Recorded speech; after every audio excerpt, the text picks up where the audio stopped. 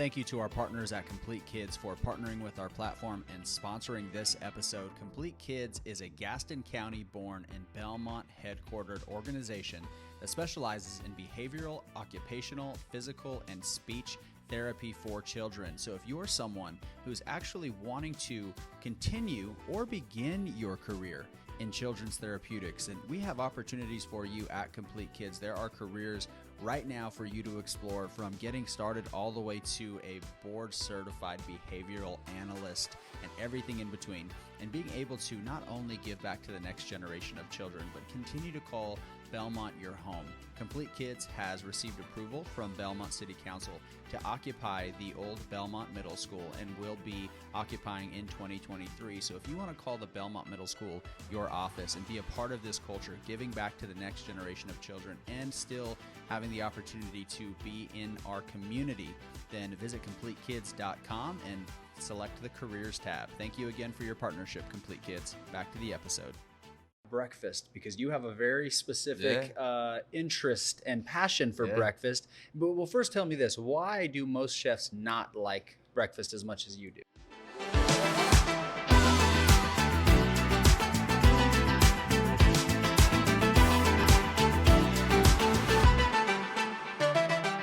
Welcome back to the Building Belmont Pad. Wow. I swear I haven't had one drink yet. Welcome back to the Building Belmont Podcast.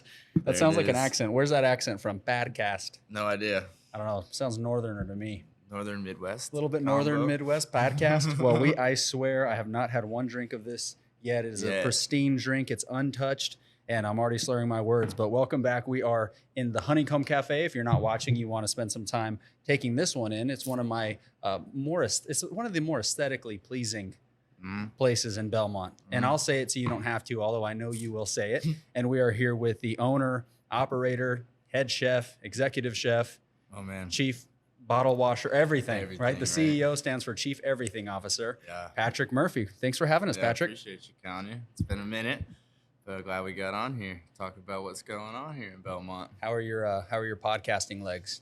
You comfortable podcasting? No, actually, I've never done this one before. My first podcast, but other things, other interviews, it's all good. It's all the same, right? Yeah, absolutely. Same realm, but it's good. It's good to get out there and be able to touch base with the community and make sure everybody hears what's going on and sees what we're up to. Yeah. You do a good job with it. Ryan gave me my brother Ryan, who works with us too, he gave me a little insight on everything you're doing. So great mission. Everybody enjoys it. So good work. Well, glad we finally got to book you. We understand who's more busy. I don't know, man. You're a pretty busy guy. Getting you in here has been a minute too. But we had Ryan on before. Ryan Murphy. Yes, that is the same Murphy. He runs the farmers market, helps to lead the farmers market there. Yep. And we call him the CEO. Yeah. Because he's very organized, great leader, very structured. Yeah. And Patrick, you're, I would say, a visionary. Dreamer, baby. Would that be fair? Yeah, you're a dreamer. So tell us about the dream. We're here in Honeycomb Cafe. Yep. Can we call it a sister of Heirloom restaurant? Yeah. Little brother? Little sister. I mean, essentially, yeah. So it's a little segment of the whole overall plan of, the mission of being able to brand what Heirloom originally was. When we were so blessed to be able to take over. We initially had a family vision when I was in my early 20s of having a family kind of style restaurant and essentially have a farm to table atmosphere from the core. So, that started pretty early on when I went to culinary school. With that, it kind of grew through my experience and through kind of which direction I went that I luckily was able to kind of corporatize myself, to be honest, to understand what my mission and goal was going to be and how to achieve that. Going through culinary school, a lot of people want to open a restaurant and, do this and do that, but don't really have the big picture goal. And for me, when I was able to watch a Netflix series called Chef's Table and Blue Ridge Farm by Dan Barber came on, so shout out to them, that it basically instilled the proof that, I can do it. If he can do it, I can do it. I just had to find my platform, my area. His area was his thing. The way he did it, I saw it. I thought it was phenomenal. I instantly fell in love with that idea of self-sustaining, community-based. So that kind of was that initial seed that was planted to then promote the push to when the opportunity came for us as a family, not knowing when that was going to come. That would be kind of the driven concept behind it. We always joked at the family table, about names and concepts and things like that. So it's pretty cool, backstory to then the day that it happened, which was, I came home from Colorado, which, I used to do some famous toastery work and a lot of catering work. And so, AKA how I have the time and the ability to do Honeycomb was through being able to work with famous toastery. But the opportunity came to take over Heirloom. And I learned about it with my fellow colleagues and the executive chef at Heirloom, Seth. He was in my culinary class, and we knew about Clark and the work he was doing out on the east side of Charlotte, kind of out there in the sticks. And Clark was who? Clark Barlow. He was the executive chef over there and the owner of that place, who we ended up purchasing it from. And when that opportunity came, we originally I shied away from it to take that on, just because I didn't really want to do the whole restaurant thing, to be honest. But then the challenge was there, and then that vision reappeared of here's the opportunity. So that was a pretty cool moment, because we got to go back to the table and be like, all right, let's do this. And it was a family effort.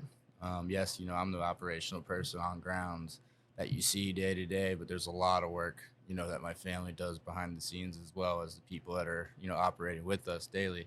So without them, I don't do any of this, to be honest. But, long story short, in the grand scheme of things, we were able to purchase it from him and keep it around. And what I mean by keep it around was Heirloom was a well-known restaurant in Charlotte, as it was the first tasting menu restaurant. So it started in a time when Charlotte was not ready for it. Charlotte was a very corporatized chain, trying to be big city, but not understanding the food scene was the crucial part of it. We had our nightclubs, we had our nightlife, but we didn't have the good food, right? Little by little, you started to see chefs kind of come in, infiltrate, and then you had the platform and the ability to kind of do your own thing rather than fall into the corporatized mold that was really here for a while, which opened up the door for Heirloom to really start getting more exposure and all these good things. So at the point where the opportunity was that it was going to be taken away from the community was really hard on me, to be honest. It was one of those situations, because I learned about it. It was part of my food knowledge and growth of what I wanted to do from the culinary school realm. I learned about it in school, which is the baseline of my knowledge of culinary, basically. So for me, it was that of the mission of what I wanted to accomplish. Just take what he already had planted and then just make it bigger, essentially. So my reach was much farther, right? Yeah. Instead of it being a minute tiny little hidden gem that certain people knew about, I really wanted everybody to know, right? Everybody to kind of witness this ability that you can do if you put your mind to it, have the right tools, have the right vision, and also put the right people in place. AKA, that's the most key thing. But at the same time, but it's not copping out and just taking the easy way out. It's hard. Don't get me wrong. It's a tough thing to do to source a restaurant fully locally. Man, you get the wintertime, nothing grows, but at the end of the day, that's up to us to challenge those boundaries and really focus hard on the sourcing, focus hard on the work and the research and development and the ability to really test ourselves. So then we're doing the best we can for the community. All this is about bringing knowledge and bringing awareness, right, to a area, a community, so they understand, one, they can trust us that we're putting the right time, effort, and love and quality into our product, but at the same time, also is learning that a lot of what we do is capable by doing it on your own. Yeah. That I think is huge, to have, we have the community garden, ultimately, a little tidbit of a secret. You see the end plan of mine is I would like to anymore. Yeah, it's not a secret anymore. I'd like to have a farm, that does 27% of the stuff goes to the restaurants, and then the rest is then able to supply this farmers market that we were able to kind of start working with my brother, obviously, in the community garden, but with our help with Heirloom and the community to really expand that to where there's a big segment of the stuff that we could farm to bring the ability to have a more mainstay monthly, weekly, bi-weekly farmers market, to where our community, everybody, including restaurants and the the normal public, can come and start purchasing and buying these things as such. You see when all of us travel around Europe, we all know that you can go down the street to the market and you're probably going to run into some people buying for the restaurants, but you're going to run into the whole community buying for themselves as well. That was something I absolutely loved the concept of, and I saw it firsthand when I was young, 24, and I traveled Europe for food for just 6 months just because I just went into a ton of debt for it, but it was worth it because I got to see that, in my visual sight of like, oh, this is possible. Okay. So you set the scene. There's so many parts of your introduction, which, by the way, I really enjoy when a guest really, sets the scene and lays it out, because there was Blue Ridge Farms, there was culinary school, famous toastery, college, finding Heirloom, taking over Heirloom, the community garden. There's so much there, and I want to go back because we got to spend some time getting to hear your vision. I'm fired up about your vision, so I want people to hear what you ultimately want to bring to the community. And we will talk about breakfast food specifically, because you are a different kind of chef that you actually enjoy breakfast food, and other chefs usually don't. We'll get to that point. Blue Ridge Farms. What is Blue Ridge Farms, and what about them inspired you? So Blue Ridge Farms is a New York-based restaurant that Dan Barber took the opportunity to do whatever he set his mind out to do, which was creating a self-sustaining restaurant basically. So what it is you go there and you, a lot like the Keller guy out in California, Thomas Keller, a lot like French Laundry, that style where you go out to the garden, you're picking the food, bringing it back. Okay. The farm to table aspect, but in your backyard. Wow. So his is on grounds, like he does a lot of work with animals and all this different stuff, but he has a full-blown farm, dairy, everything that comes from there. And so his restaurant restaurants, I think he has a couple now, are all really supplied through that. That was like, because like I said, when I was younger, like you just trying to figure out what you want to do. Like, what did I want to do in culinary? I could be like everybody else and just open a restaurant. Okay, cool. Or I could work for somebody, for the rest of my life. And like, that's not really me, to be honest. But, seeing that, and some chef, right? A lot of times people think or get stuck in this restraint that we can only be in kitchens and like only cook food and only do this and only, no, that's not really it. A lot of us can like be a brand, can run a business, can do other things than just cook. I know I can, I can cook, but I can't cook with maybe the best of them. But at the end of the day, like I can throw stuff together. And that's kind of what I noticed what he was doing was like bridging those gaps with people. Like, yeah, I cook, but like I also like to farm. Like I like to do this. Like I enjoy doing these things that I want you to see, right? I want you to understand that there's more to us than just putting food on a plate for you, right? There's a lot of heart, there's a lot of passion, there's a lot of love, like a lot of love that goes into this daily that is showcased in the end result, which is that product on the plate. But you don't see everything behind it that happens, and that's what kind of he was able to showcase, I believe, in that episode. And for me, it's the only one I remember. Like I remember, I've seen them all. It's just like that one is the one that I was like, damn. It was a catalyst. It was the first one, season 1, episode 1. So I was like, wow. For me, it hit me like a ton of bricks. And like that, again, the mentality I have due to, actually my parents and how I grew up, is like anything's possible. You just got to put your mind to it and like really try to work towards that goal. You might not hit it exactly how it is, right? But like at the end of the day, if you're working towards that vision that you see or you have in front of you, then like you can't really steer wrong as long as you keep that true. Like I visualize what he's doing every day, but like I know mine's going to be different because I'm different. So that's a huge thing to kind of always shift if you are trying to do something in your industry. Is like understand that like you need to have that vision that somebody else is kind of outlining for you, but having your own take on it is huge, because like I'm never going to be the same as him at all. Well, you'll never, I think like if you were to say, I like that you said you'll never be the same, because you could have said I'll never be that or as good or whatever, because that's all relative. Yours will be different, but I do believe, because I've got to hear your vision, it'll be as impactful. 100%. And so being able to bring that, we in Belmont have a ton of entrepreneurs. It's a very different place, a ton of business owners, ton of entrepreneurs in this area. Tons of them. I had to go somewhere from my office. My office is here in downtown Belmont, and I had to head over to Gastonia. And it was a couple of days ago. Traffic was backed up all the way into downtown. It was because there was some construction, something going on. It was like 2 p.m. And I was talking to my wife and I said, I'm stuck here in traffic. She's like, well, it's 2 p.m. There shouldn't be traffic. I said, it's Right. Belmont. Belmont defies the odds. Like, Yeah. it's not like a 9 to 5 town. There's a lot of entrepreneurs and visionaries. I say that because, you know, being able to encounter a lot of different entrepreneurs and business owners here in the area, they have vision and they care about what they're doing beyond just serving food. But when I heard your vision, it was like community altering. And not just because we're going to be this place, but because we're really going to expand beyond that. So you have a vision for that. And it really got me fired up. It's like, how can I help? How can I do that? So you mentioned earlier, the community gardens is something that your family helps to lead. The farmers market, Heirloom, Honeycomb, right? It's all working towards this overall vision. What's the vision that you have for Belmont or for this area? The vision, so the overall vision, I would say, is, you know, to create a destination, Belmont to be a destination from a big city, right? That's what Charlotte's growing to, and that's, you know, the opportunity.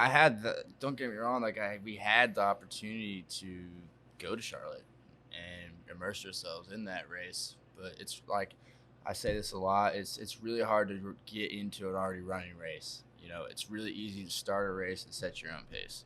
That's what I'm doing here. I start my own race and I'm setting my own pace to where I'm not having to run into a full sprint during holiday season and have to make 80K in 2 months just to pay my overhead, right? Like, and kill myself and really worry about money more than people. That's not what we're about, and that's not what Heirloom's about. That's not what I want anything to do with this is about. Is, yes, we need that to make ends meet, but like at the end of the day, it's about the people. Right. If we're doing a service, right, and we're putting food out there, that's fuel. It is so shameful to know that there's places that you go that you don't even know it's in some of the food. And like that's like the core of where all this stems from. Is like making sure that we are always doing the best we can to source the best food, the most, you know, viable food, the healthiest food. But at the same time, what that promotes is the most healthy, well-balanced person. Correct. It's like that's really where it comes down to for us is, you know, we're the cornerstone and the, you know, at any given time you can come and get your fuel for your day and know that it's going to be done right. It's going to be done with love, passion, everything you want, you know, even our alcohol, beverages, like it's but that's what I was trying to like, justify this old fashioned as fuel. Yeah. I mean, and it can be for some people, you know, to inspire, to do whatever you want. But, you know, in the realm of it, it comes back to the basis of the food as the platform for all that. And so, you know, for us to come to Belmont was it's a blessing for me to have them welcome us like this. You know, a lot of places it's hard, you know, to come in and be like, wow, these guys are coming in, and like I basically came in and said I'm dropping a couple different things here. Like, you know, and that's tough for some people to take, you know, businesses, people that are used to, you know, X, Y, and Z. And, you know, I really just wanted to come into a place where we can set a bar to where whatever's here is already here. It's a mainstay. It's not, you know, it's gonna be here. You know, all that's we're adding to it is more options. But at the end of the day, there's a bar now set here in Belmont to where, you know, somebody from California with a couple million can't just come in and say I want to open a burrito spot and be sitting there in Cali raking in the dough. That's not what's gonna happen, you know, because ultimately what I won't let happen, essentially, because I want the community to trust the brand, is that people will start opening their own places, aka Stream Bean reopened the pizza place, right? You're seeing people start to open their own segments of themselves, which is promoting community growth within the community. Everybody knows everybody. Right? Well, when you started Heirloom or moved Heirloom over here, because it was an existing restaurant, you guys are opened up, really brought the brand here. You moved to Belmont. Yeah. Why was that important that you be in the community? Oh shoot, I can't preach all this and then promote all this community-based stuff if I'm not actually walking around with y'all guys and, you know, being able to be on the street to say hello. And you know, I'm big on that. You know, yes, it's nice to be 2 minutes from the restaurant because a lot falls on my shoulders, but it's really based down to, like, I live in Chronicle Mill now. I just moved in, and, you know, again, it's about being here.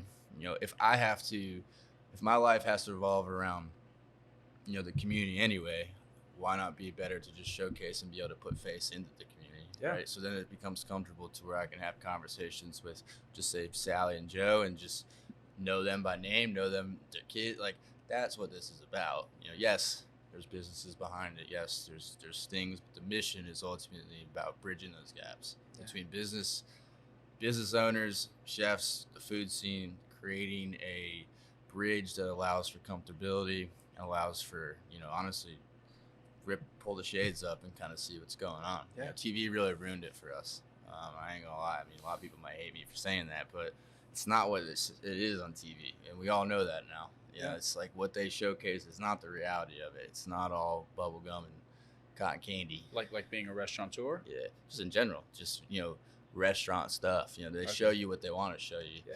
They show you to keep you like, oh, yeah, like that'd be great. But like, man, the people that I work with daily, the people that I've met, it's funny how we romanticize those things, right? Yeah. Growing up, I didn't fly on a plane until I was 20 years old, and I was flying to Army boot camp. So it wasn't like I was going on a destination. I was raised in a really, really small town, so I had always romanticized flying on a plane, right?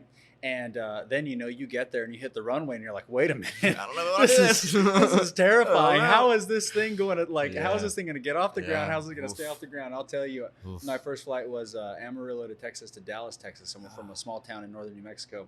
And that whole flight from Amarillo to Dallas, I was just holding on. I mean, I enjoyed it. It was enjoyable. But I romanticized it because I had never had it. Right. So, little story, like how we tend to do that in society. But, what you guys did here, I do want to say, you mentioned earlier, coming in, starting a dinner restaurant, upscale dining. Is that the proper classification? Yeah, fine dining. Fine dining. Fine dining. And then a definite farm to table breakfast brunch spot, right? Yep. There's a difference between a restaurant that serves breakfast and a breakfast restaurant. Right. And so that was really exciting. And I will say, even some friends that are out in Charlotte or that were considering maybe locating out to the burbs, if you will, this moved the needle for them, having a dedicated brunch spot. And so I know that you brought a lot of attention to the area, which then again, and it's funny because I think about like, oh, that's a good idea. You go and have brunch, then you go hit the boutiques. The 3 times that we specifically just came into downtown Belmont just to come to Honeycomb for like a Sunday brunch. Afterward, my wife and I, we go hit all the boutiques. So like that's happening. And so a limited mindset might say, well, those are taking away from our business. Right. A abundance mindset would say, no, that actually helps us. So have you experienced that already from the local business community? Because you are in the community saying, hey, we're glad that you're here. We're thankful that Heirloom, that Honeycomb are a part of our community now. Yeah, I mean, Gigi from Gigi's Boutique, what I an see angel. her all the time. And, she, I know, she might never always say like, oh, thank you so much. But like, just to see her sometimes as vibrant and happy on the weekends means that there's traffic coming. And I think a lot of things, our businesses drive business, right? So like what I think lacked to begin with here when I came here, and I noticed it within the first 2 weeks because I'm breakfast oriented, was like there's nothing to open the town up. The town opened at 10:30 because the first restaurant opens at 11 or 10:30. So like your town will open when your first restaurant opens, essentially. It might not do it right away, but it will build to that because when that first restaurant opens, it's the first opportunity people have to go downtown. Yeah. And then whatever they might need to do or they can get done will be right there. And so they just go do it there rather than not go downtown and go to the other town that has a place to eat. Yeah. Food drives people. That's like literally it. I mean, what happens? You go work all day. What do? You come back home to go eat. It's like you go to a destination to eat. It's like why we're alive in a sense of restaurants. Like we're destinations to eat, because no one cooks anymore. Sad, but it's just kind of true. I'll let you cook for me. Of course. You're That's better what we're than here I am. for. I'm That's just, what we're I'm here just a for. meat and potatoes guy. I need some class. Yeah, you need some class, right? But, that is the whole core of this Honeycomb, besides it being an adjunct and, the ability to expand the reach of our brand, it was to open the town up earlier, to be honest. Like, if we're open and there's people here, then they have the opportunity as shop owners and business owners and whatever to come in earlier, knowing that there's going to be people that maybe will utilize their services. Yeah. So, ultimately, yes, at the beginning stage, it might look like for instance, for every day, it might have looked like we were trying to take their numbers or the people. No, we were just trying to add that extra destination, more of a come into town type thing to then now like we get their overflow, they get our overflow. Yeah. Like we work together, and like I love Majid, and like what he does is phenomenal. The way that he has that going, and it's exactly what I would want for our influence to bring. right? To be able to expand him, to make him drive, to make him go deeper, to make him accomplish more, to make him more revenue. Like, it's all about that. Like, but if I can be the push, whatever. Well, it serves business owners, entrepreneurs to have an abundance mindset. There's plenty of traffic to go around, and then you're also creating traffic. We exist for different sections of people. I for one, I love Heirloom as a restaurant, cocktails, love the food. I'm coming for brunch a lot more than I'm going for dinner, so it serves a different audience, and you also attract a different audience. So I did want to close with this then. Why breakfast? Because you have a very specific interest and passion for breakfast. But well, first tell me this. Why do most chefs not like breakfast as much as you do? Early hours. Okay. It comes down to the early hours because a lot of us get off super late, and a lot of us don't actually have the ability to work at a fully just breakfast restaurant. I'm not going to lie. A lot of us as chefs get put on to working closing and then have to open up on Saturday and Sunday for brunch. So it leaves a bad taste in your mouth. When most of your career, most of your life revolves around late nights. So it's hard to get up in the morning. It's a very quick and fast, high-strung, high-stress, now mentality. And what I mean by that is nobody wants to wait 25 minutes for scrambled eggs. And when I say this, everybody's going to go, yeah, you're right. Fair. So you want to wait 5 less minutes for scrambled eggs. So essentially, if you both order, 2 people come, say you and I come, and we order a Bee's Best scrambled potatoes, sausage, bacon, white toast, it should be to us in 3.5, 4 minutes, 5 minutes max. They got a couple tickets in the window. If not, that's a problem. Cause it's just scrambled eggs, it's just in the pan and out. So for that pace, it's different because it's hard for us as chefs to go from we have a certain allotment of time per appetizer or per entree, aka 8 to 10 for an app, essentially 15 to 20 for an entree, because you have a lot more cooking time behind it. With breakfast, it's now. People want their food now. They need to go. They need to be out in 30 minutes. Their coffee's here. They're ready to go. So that's really, I think, the separator. And it takes a certain chef/restaurant person to like and love breakfast. So why do you? The pace. Yeah. It truly comes down to the pace. I work at a very high octane. My brain is a million miles an hour all the time. So for me, it suits me well. If you ever see me at Heirloom down there, I look very fidgety because it's a slower pace. It's just me being honest. When I come up here, this suits my pace. Is that true, Mike? Yeah, Mike knows this. My pace up here, it suits me, and that's my drive. Is I recognized that when I first opened. I used to do brunch at the country club, so I understood it early on, and I was like, wow, I really don't mind this, getting up early and doing it and get my day done, right? That's what triggered me, but then the pace was I love making eggs. It's my thing. Everybody hates it. They're scared of it. That's my jam. I am so good at doing it, so there's no fear. A lot of people are scared of flipping eggs. Put it on me. I love it. I love it. So. Is there anything about the difference in ingredients in breakfast that sets it apart for you? Is it not really, I think it's also the ability to be a little bit more simply elegant.